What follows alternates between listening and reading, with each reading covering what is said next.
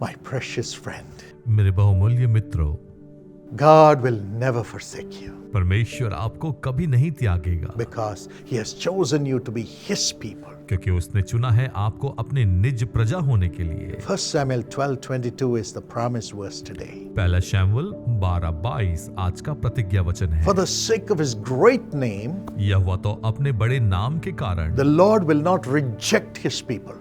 अपनी प्रजा को ना तजेगा, Because the Lord was pleased to make you His own. क्योंकि यहोवा ने तुम्हें अपनी ही इच्छा से अपनी प्रजा बनाया है।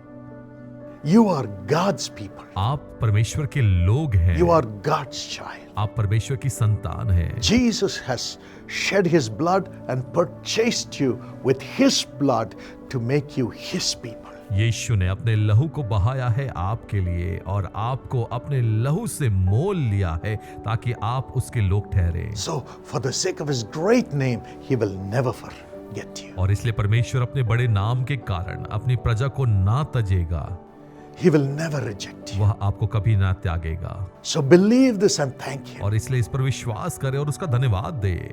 Discouragement may come to you निराशा तो आ सकती है and say, God doesn't love you anymore. और कहेगी कि परमेश्वर तुमसे प्रेम नहीं करते हैं। Yes, in the beginning, He kept you as His child. हाँ, परमेश्वर ने आरंभ से ही आपको अपनी संतान बनाया है। But now you have this fault in you. और अब हमारे अंदर ये खामियां हैं Or you have not done these things to please Him. और उसे खुश करने के लिए जो उसे भाता है हमने वो ना किया। Or this man talks about you like this. और यह व्यक्ति आपके बारे में इस प्रकार से बात करता है। Or you have failed in your exams, you have failed in your job, and so God doesn't love you or doesn't consider you as His people, as His और child. तुम इस परीक्षा में विफल रहे या अपनी नौकरी में विफल रहे, इसलिए परमेश्वर तुमसे प्रेम नहीं करता है और परमेश्वर तुम्हें स्मरण नहीं करता है और परमेश्वर तुम्हें अपने लोग होने के लिए ग्रहण नहीं The करता। devil will lift up your failures and say, you are not worthy to be God's child anymore. शैतान तो आपके खामियों को, आपकी निराशाओं को उठाकर कहेगा कि तुम परमेश्वर के योग्य नहीं,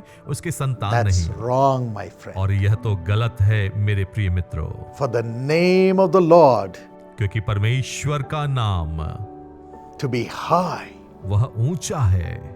the Lord will never forsake you. परमेश्वर आपको कभी नहीं त्यागेगा, The Lord will never reject you परमेश्वर आपको कभी नहीं तजेगा, because He is pleased. He has been pleased to make you His child through His blood. क्योंकि उसने अपनी ही इच्छा से अपनी प्रजा बनाया है अपने लहू के द्वारा।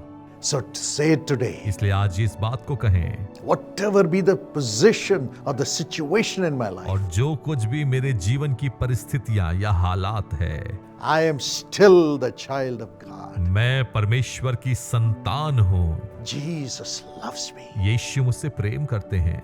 He will be with me and help me at this time. वह मेरे साथ रहेगा और मेरी सहायता करेगा हर समय। His will prevail. उसकी इच्छा जीवंत All रहेगी things will work unto good today for me. और आज सारी बातें मिलकर मेरे लिए भलाई को करेगी। It will happen so. यह तो ऐसा ही होगा। There was a man called Elisha Periyasamy who gave his testimony. एक भाई है एलीशा जिसने अपनी गवाही को दिया। He was working in a private bank, private bank में वो कार्यरत थे, but he was opposed to Jesus. लेकिन यीशु के खिलाफत में थे।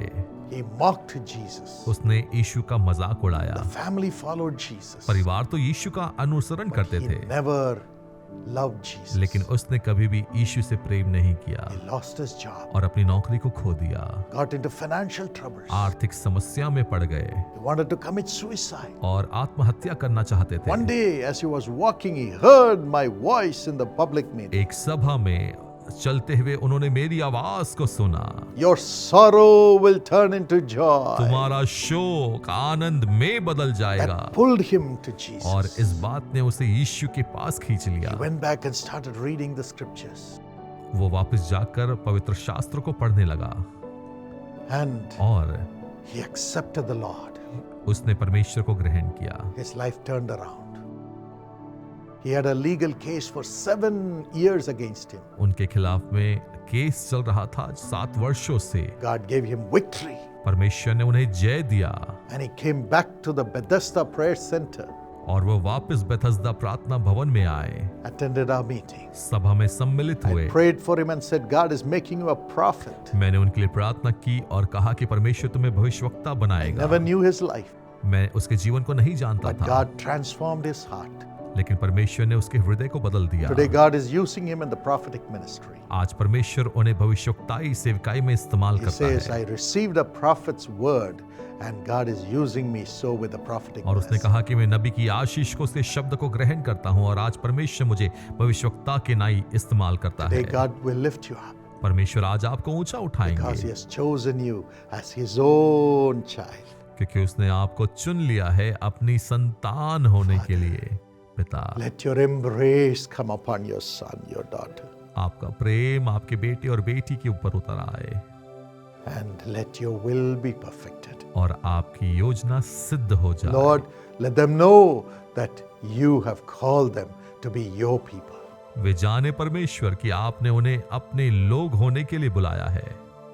You will never reject them. आप उन्हें कभी नहीं तजेंगे, You will help them. आप उनकी सहायता करेंगे। Do it, Lord. इसे करने Let this day परमेश्वर, be a day of great redemption. आज ये दिन एक बड़े छुटकारे का दिन हो जाए। Thank you for doing it. धन्यवाद इसे करने के लिए, In Jesus' name. यीशु के नाम में, Amen. आमीन। God bless you. परमेश्वर आशीष दे।